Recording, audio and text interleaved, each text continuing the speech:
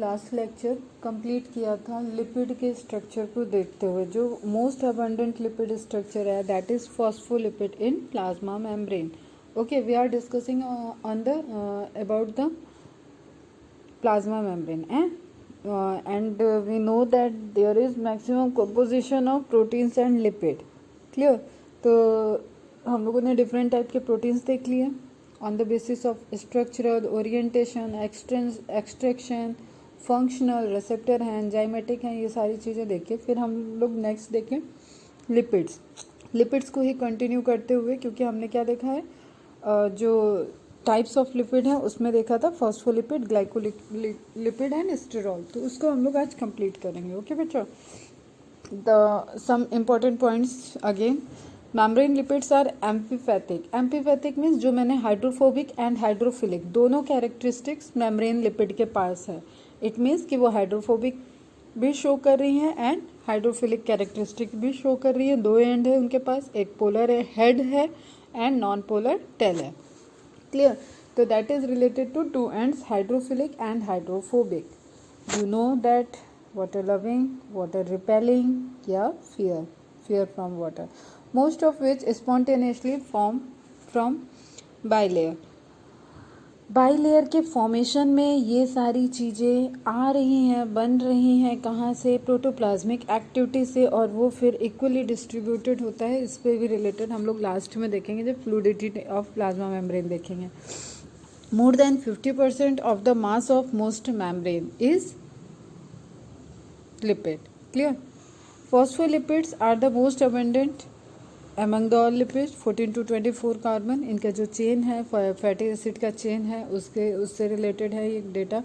One tail usually has one or more cis double bond. जो double bond होता है उसको सिस बोलते हैं। सिस ट्रांस फिनोमेना केमिस्ट्री का पोर्शन है, इसको मार्क कर लेना, केमिस्ट्री में इस पर हाईलाइट करना कि वो जो बॉन्ड का अरेंजमेंट होता है, ओरिएंटेशन, उससे रिलेटेड आता है।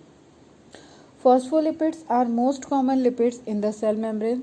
क्लियर है? फॉस्फोलिपिड मोस्ट अबंडेंट भी है, कॉमन लिपिड भी है। Other lipids are glycolipids, cholesterol and sphingolipids. बेटा ये तीनों नाम आपको याद रहना चाहिए।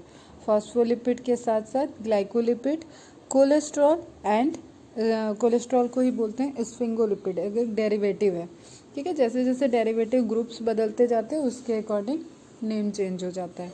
This lipids from basic structural form basic structural फेवे and their non-polar fatty acids and provide fluidity to the membrane. Non-polar fatty acid chain means जो इंटरनल पोर्शन पे है बाइलिपिड लेयर के इनर साइड में। ठीक है बच्चा? और अभी जब हम लोग डिस्कस करेंगे कि फ्लूइडिटी के लिए, जैसे हमने देखा प्रोटीन भी रिस्पॉन्सिबल है, लिपिड भी रिस्पॉन्सिबल है, कोलेस्ट्रॉल भी रिस्पॉन्सिबल है, तो एक टॉपिक चलेगा फ्लूइडिटी ऑफ प्लाज्मा मेम्ब्रेन। वहाँ पे सबकी अलग अलग कॉन्ट्रीब्यूशन देखेंगे कि कौन किस तरीके से रिस्पॉन्सिबल है। क्लियर? अब स्ट्रक्चर है ये तो कल ही देखा था, उसी का एक फॉर्म है कि ऑर्गेनिक मॉलिक्यूल, अगर उस फॉस्फेट तक का हमने देखा था कि कैसे फॉस्फोलिपिड बनता है। ट्राइग्लिसराइड की एक फैटी एसिड चेन को हटा के अगर वहाँ पे फॉस्फेट ग्रुप बाइंड कर जाए तो फॉस्फोलिपिड हो जाएगा। क्लियर? सबसे सिंपलेस्ट है। तो डाइग्लिसराइड क्या हो गया? जब ग्लिसरॉल और दो फैटी एसिड है तो ये कैसा स्ट्रक्चर है? डाइग्लिसराइड। यहाँ पे एक फैटी एसिड की जगह यहाँ पे क्या है? देखो बेटा, दो फैटी एसिड की तो चेन है ही, ठीक है, और एक इसमें डेरिवेटिव लगा हुआ है कोलिन का, फॉस्फेट ग्रुप से अटैच्ड है।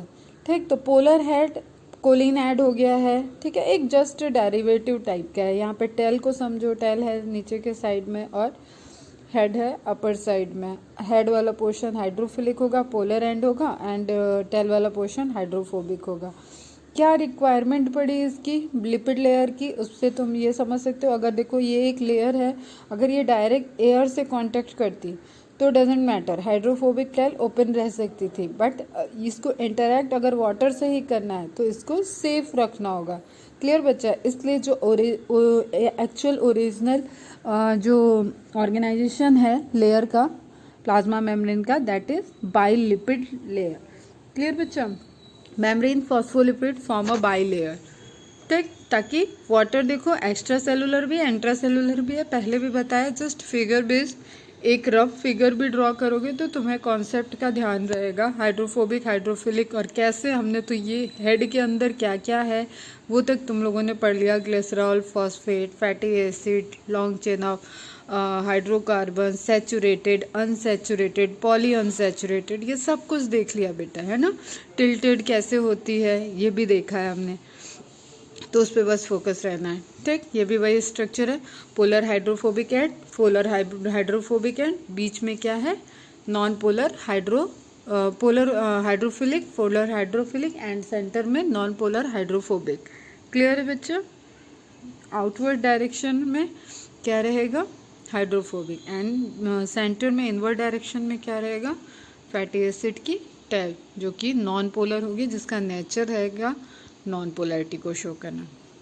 अब ग्लिसरोफॉस्फोलिपिड, फॉस्फेट, ग्लिसरॉल, ठीक है, और इसमें सबसे सिंपलेस्ट क्या है, फॉस्फेटिक एसिड, मतलब एक ग्लिसरॉल के साथ फॉस्फेट जुड़ा है, एसिडिक कंपाउंड वहाँ पे प्रेजेंट है, तो that is phosphatidic acid. Clear, सबसे सिंपलेस्ट फॉर्म में। Different molecules are added on to the phosphate group to make the other phosphoglyceride. अगर हम यहीं पे और भी, जैसे अभी कोलिन का आया था एक एग्जांपल, कोलिन ऐड कर दें तो फॉस्फेटाइडिल कोलिन हो जाएगा, सेरीन ऐड कर दें तो फॉस्फेटाइडिल सेरीन हो जाएगा, फॉस्फेटाइडिल एथेनॉल एमीन हो जाएगा। तो ये कुछ है इंपॉर्टेंट जो पहले प्रीवियस ईयर में पूछे गए हैं क्वेश्चन, इसलिए जस्ट नोट डाउन कर लेना है अपने को, और एक समझना है, इस स्ट्रक्चर को ड्रॉ नहीं करना है बेटा, ये समझने के लिए है। मैंने बताया कि जैसे दो फैटी एसिड की टेल दिख रही है तुम्हें, ये तो क्लियर है। अब हेड वाले पोर्शन में दिख रहा है कि फॉस्फेट के साथ कोलिन अटैच हो गया, फॉस्फेट के साथ सेरीन अटैच हो गया, फॉस्फेट के साथ इथेनॉल अमीन ऐड हो गया, ठीक है। तो केमिकली कोई ग्रुप उस पर अटैच्ड हो गया तो वो क्या हो गया, उसका डेरिवेटिव हो गया। तो phosphatidyl choline, phosphatidyl serine and phosphatidyl ethanol amine as a resultant बन गया। तो ये सब क्या है, ये सब डेरिवेटिव्स हैं। क्लियर, डिफरेंट डेरिवेटिव, अगर फॉस्फेट ग्रुप से डिफरेंट मॉलिक्यूल्स आ जा रहे हैं तो उसके अकॉर्डिंग फॉस्फोलिपिड के डेरिवेटिव हो गए। क्लियर, तो ग्लिसरोफॉस्फोलिपिड एंड सिंपलेस्ट ग्लिसरोफॉस्फोलिपिड क्या हो गया, इसमें ग्लिसरॉल है, फॉस्फेट है और एसिडिक कंडीशन है, एसिडिक ग्रुप है, ठीक है, COOH, जिसका रिप्लेसमेंट आएगा जो वहां पे रिएक्ट करेगा। फॉस्फेट भी अपने आप में एसिडिक नेचर को शो करता है, निगेटिवली चार्ज्ड होता है।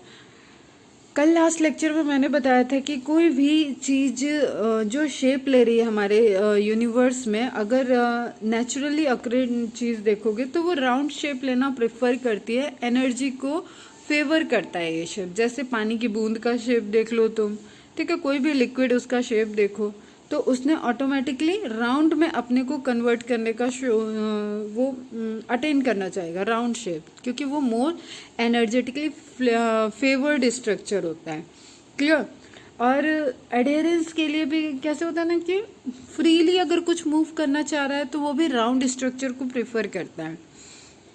क्लियर, अब यहाँ प्लाज्मा मेम्ब्रेन के रिस्पेक्ट में बात कर रहे थे हम लोग, जैसे दोनों एंड अगर ओपन होगा, ध्यान से सुनो, अगर सेल की पूरी प्लाज्मा मेम्ब्रेन को रिबन लाइक हम फैला दें तो उसका दोनों एंड ओपन रहेगा, तो उनमें जो लिपिड की बाई लेयर है और बीच में हाइड्रोफोबिक एटेल है, वहां पे वाटर इंटरेक्ट कर सकता है जो कि उसकी डिजेनरेसी को क्रिएट करेगा, ठीक है, रिएक्शन करेगा वहां पे, ठीक है, और मेंटेन नहीं रह पाएगा, फ्लूइडिटी मेंटेन नहीं रह पाएगी। तो इन सब से प्रिवेंशन के लिए शेल ने क्या किया है, अपने आप को सील कर लिया है। उसकी फॉस्फोलिपिड जो है बाई लेयर, वो दोनों ही साइड से, जैसे एक सिरा ए है, सपोज ये वाला सिरा ए है and this one is B, तो ए बी से ज्वाइंट करके ये पूरा इस तरीके से राउंड स्ट्रक्चर अटेन कर लेगा।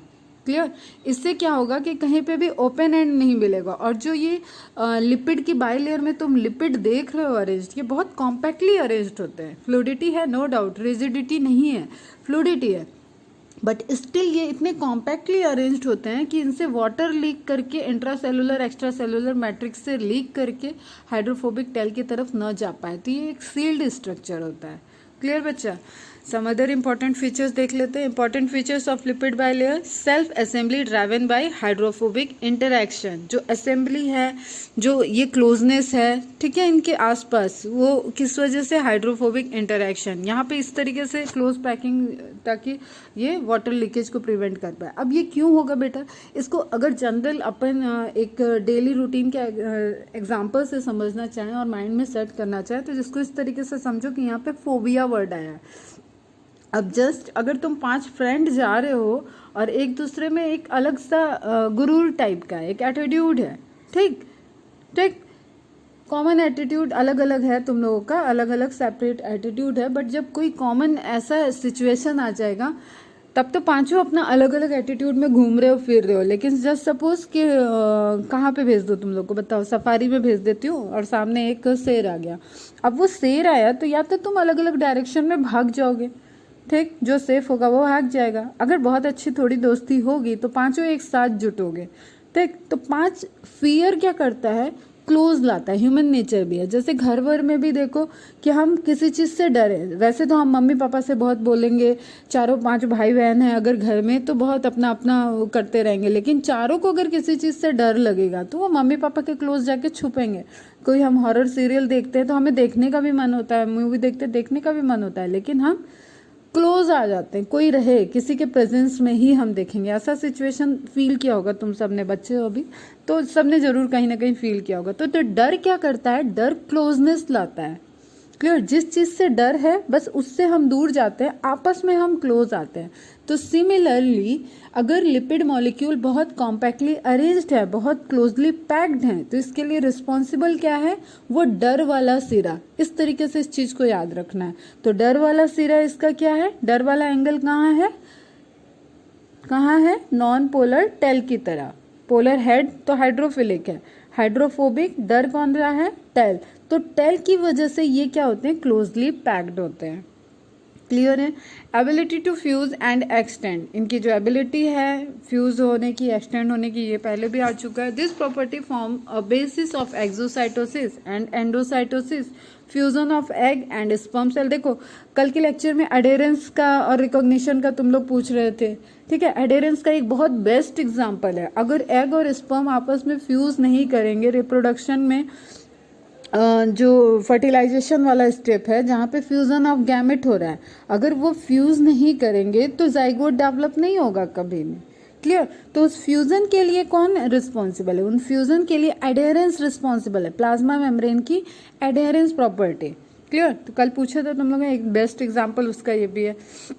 बेसिस ऑफ एक्सोसाइटोसिस एंडोसाइटोसिस क्या होता है? जैसे हमने एक अभी तो ये प्लाज्मा मेम्ब्रेन के चेंजेस में भी आएगा, बस जस्ट समझो कि जैसे फैगोसाइटोसिस, किसी चीज को बल्क में अमाउंट में लेना है तो अंदर की तरफ एक कैविटी बन रही है, sac like structure, plasma membrane अपने आप को अंदर की तरफ मोड़ी और सैक बना ली, एक थैली बना ली और उसमें उस चीज को पैक्ड की हुई है, और उसके बाद प्लाज्मा मेम्ब्रेन अपने आप को डिटैच कर ली प्लाज्मा मेम्ब्रेन की ओरिजिनल लेयर से, और लेयर आपस में ज्वाइंट हो गई, तो एक वेसाइकल वहां से छूट गया, ठीक है।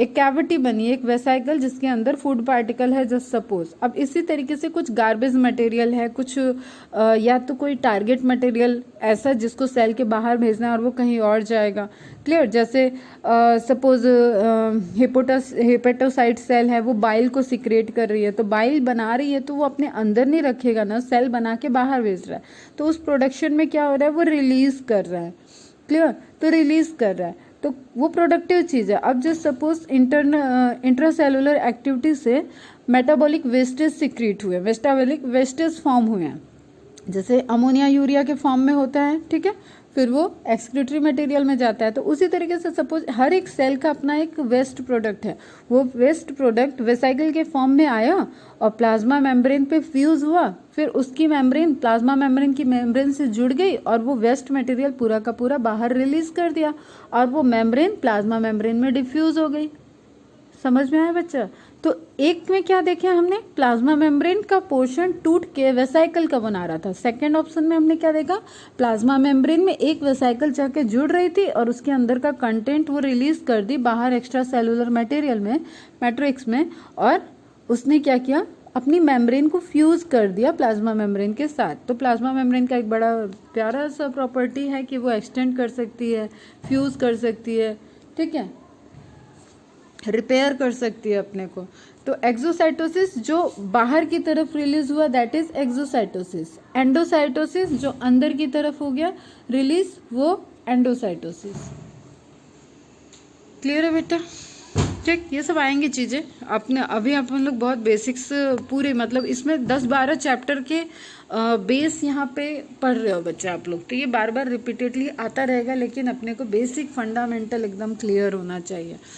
डिटर्जेंट्स आर, अब ये बहुत इंपॉर्टेंट है, इसको तो 5 स्टार मैंने लगाया है, तुम भी लगा देना और नोट डाउन कर लेना कि अगर हम एक्सपेरिमेंटली डीजनरेट करना चाहें ये बाइलिपिड लेयर को तो क्या यूज होता है। That is a Triton X detergent and SDS detergent. तो लैब में एसडीएस और ट्राइटॉन एक्स अलग अलग 2 डिटर्जेंट हैं जो कि यूज होते हैं डिसरप्शन के लिए, the structure of lipid bilayer and to isolate membrane protein. देखो इसको इस तरीके से समझो, जैसे लिपिड और फैट क्या है, चिकनाई, ठीक है, चिकनाई हटाने के लिए अपन क्या यूज करते हैं, नींबू का बना हुआ विम बार, ठीक है। विम बार क्या है, एक डिटर्जेंट का डेरिवेटिव है। कपड़ों से ऐड देखो ना, एरियल है तो सर्फ एक्सेल है तो क्या टेंशन, कुछ भी लगा लो, कितना भी तेल मसाला लगा लो, सब साफ हो जाता है बेटा। उसी तरीके से लिपिड लेयर जो है उसको अगर तोड़ना है, डिजनरेट करना है, तो हमें डिटर्जेंट यूज करेंगे जिसका एग्जाम्पल है SDS, sodium dodecyl sulphate and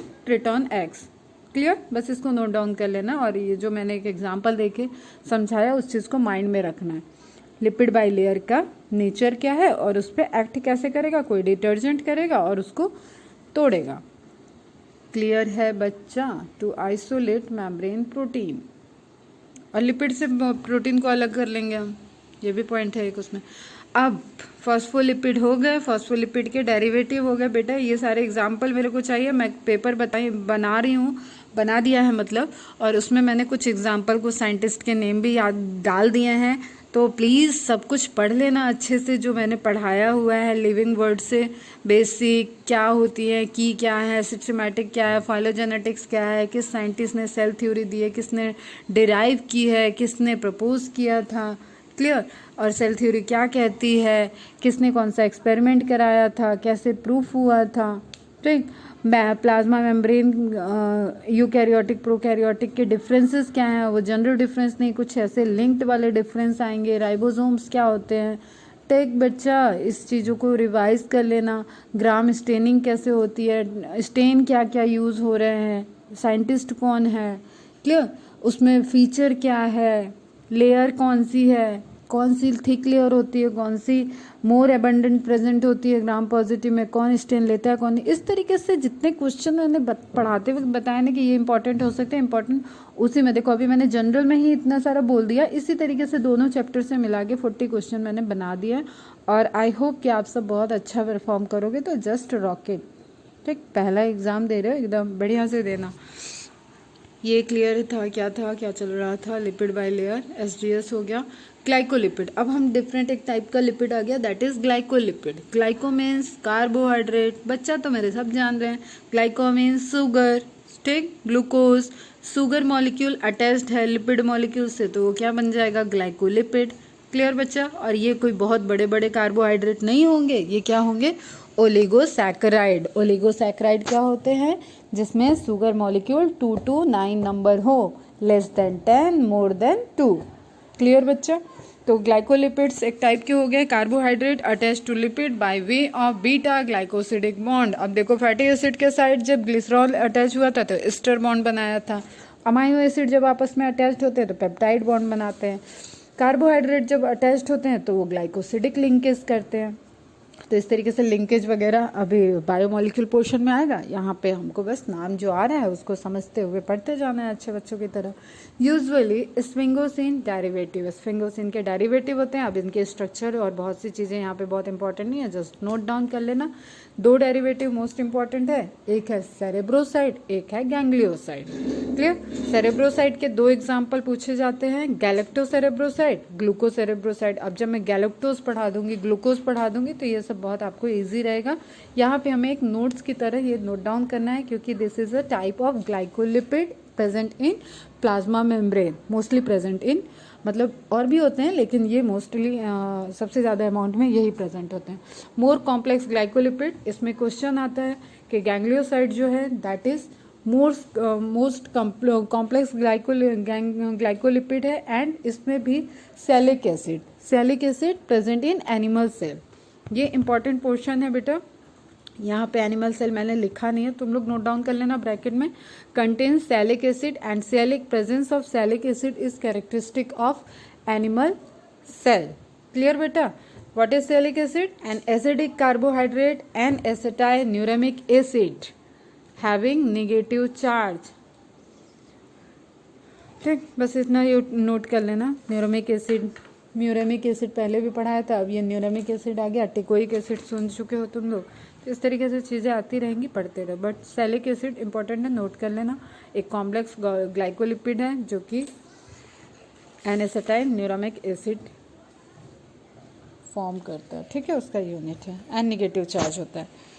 next glycolipid का ही है, लाइक फॉस्फोलिपिड। अब फॉस्फोलिपिड में फॉस्फेट ऐड था फैटी एसिड की चेन में और ग्लिसरॉल के साथ। यहाँ पे क्या ऐड होगा बेटा? कार्बोहाइड्रेट ऐड कर देते हैं। कार्बोहाइड्रेट में देखो ये गैलेक्टोज ऐड है, तो क्या हो जाएगा? ये गैलेक्टोज सेरेब्रोसाइड का डेरिवेटिव बनाएगा।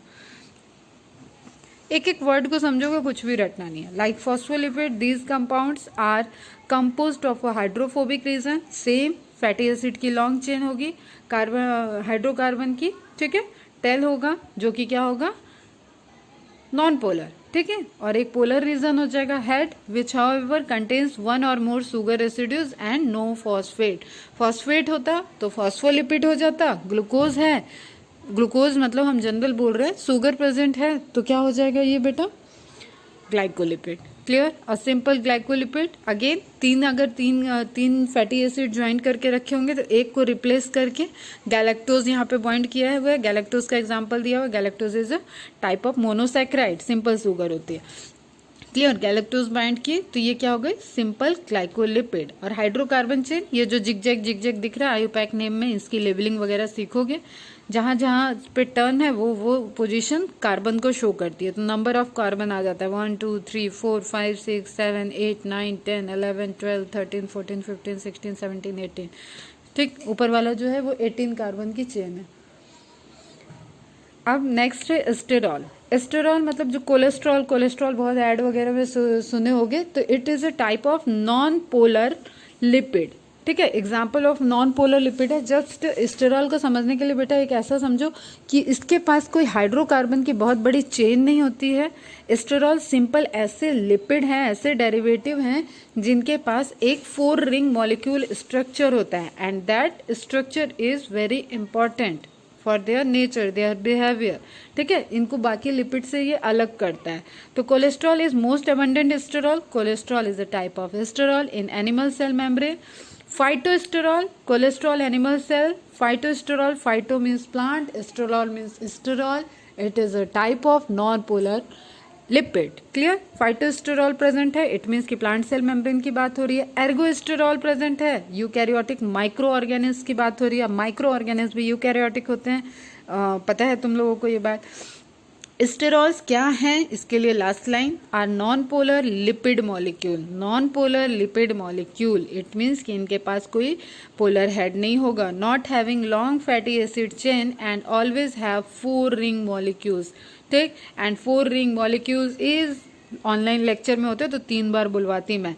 साइक्लोपेंटेनोपायरहाइड्रोफेनिथ्रीन रिंग, ये इंपॉर्टेंट पोर्शन है। Cyclopentanoperhydrophenanthrene ring is the sterol 4 ring structure. Clear बेटा? इसको बोलते हैं कोलेस्ट्रॉल। कोलेस्ट्रॉल की पोजीशन ध्यान में हो तो लिपिड बाइलेयर के साथ कैसे अटैच्ड है। ठीक है, देखो येलो कलर का, ऑरेंज कलर का जो दिख रहा है दैट इज कोलेस्ट्रॉल। कोलेस्ट्रॉल कैसे प्रेजेंट है वो देख लो। इसके बाद हम लोग नेक्स्ट लेक्चर में कोलेस्ट्रॉल का रोल और मेम्ब्रेन की फ्लूइडिटी, ये सारी चीज़ें डिस्कस करेंगे। फटाफट इसको रिवाइज कर लेना, नोट्स बना लेना। फॉस्फोलिपिड, ग्लाइकोलिपिड, डेरिवेटिव, ठीक, जो इंपॉर्टेंट पॉइंट्स दिए हैं वो सब नोट डाउन कर लेना। इसके बाद नेक्स्ट लेक्चर में देखते हैं। चलो बाय बाय, टेक केयर।